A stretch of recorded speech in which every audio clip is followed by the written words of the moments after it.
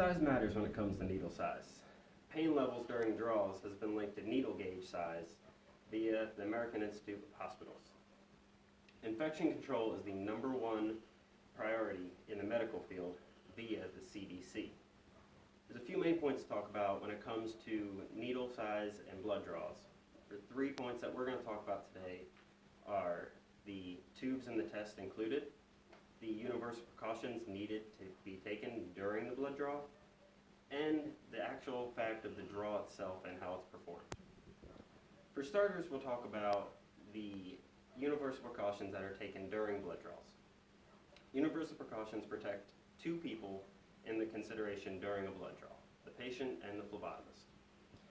For the phlebotomist, the biggest cause for concern is to follow universal precautions to prevent disease for oneself. When you follow universal precautions, you're ensuring that you are not going to accidentally needle stick yourself and inject yourself with any type of disease that the patient may be carrying. A good way to do this is to wear gloves and to change gloves between every single patient that you draw. CDC notes that the #1 safety measure that can be taken during these blood draws is to use gloves. To protect the patient, however, there's another reason that universal precautions are used. Protecting the patient is not infecting them in any way, shape, or form. When you do a venipuncture, which is a blood draw, you open a hole into their bloodstream. We use an alcohol wipe to clean the skin to make sure that that infection does not get injected into them.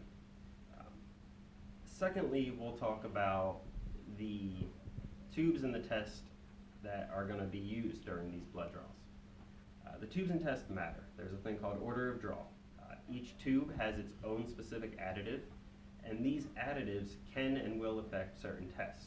For instance, if you were to draw a tube with an EDTA additive and then draw a tube that did not have it, you would elevate a patient's potassium. This potassium elevation could cause them to be redrawn, could cause them to be treated for an elevated potassium, and this is something that we as phlebotomists need to make sure that we do not cause any type of patient care that is especially unnecessary. Lastly, we'll talk about the draw itself. The draw itself is particular. Everybody does it just a little differently, but there is a few things that are specific to it. There's 2 types of ways that you can do a blood draw.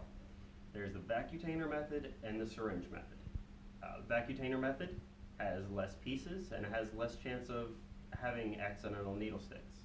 However, you do have to hold your hand very still, and in the process of that, you have to make sure that as you switch tubes, in your blood draw, you have a steady hand and you do that order correctly and you are prepared. There is no error in this. You cannot do that. When it comes to syringe method, it's a little different. You use a syringe, some are 3 ml, some are 5, some are 10, that pulls the blood into the tube for you. The size of the vein matters. If you use a 10 ml syringe with a small vein, you might put too much pressure on that vein. And if you pull too quickly, you could easily hemolyze the blood, which would then render the test absolutely useless. Hemolysis will affect many tests, and it's something that in syringe is very important to be aware of. In conclusion, the order of draw is very important, so tubes and tests do matter. The universal precautions taking are very important for not only the phlebotomist but also the patient, and the order and the draw itself is very important to do correctly and safely. 1 in 25 people in their stay in the hospital in this upcoming year will acquire a nosocomial infection via the Institute of Hospital Review. Nosocomial infections are infections introduced while you are in the care of a physician. To prevent these are very important measures to prevent, and these can be very threatening and life-threatening to someone who is very immunocompromised. Blood draws are important to take care of the patient and the phlebotomist, and they are very misunderstood and very underestimated. in the healthcare field. Now, we have a few things here to demonstrate in this about a blood draw. Right here, we have a purple top tube that has EDTA in it, it's called, and we have a tiger top. This right here has what's called serum separator. It's that gel right there. It separates the blood and the serum. We have an alcohol wipe, cotton swabs. We have a tourniquet, makes it so that the blood will flow better. And we have a finger stick needle and a butterfly needle.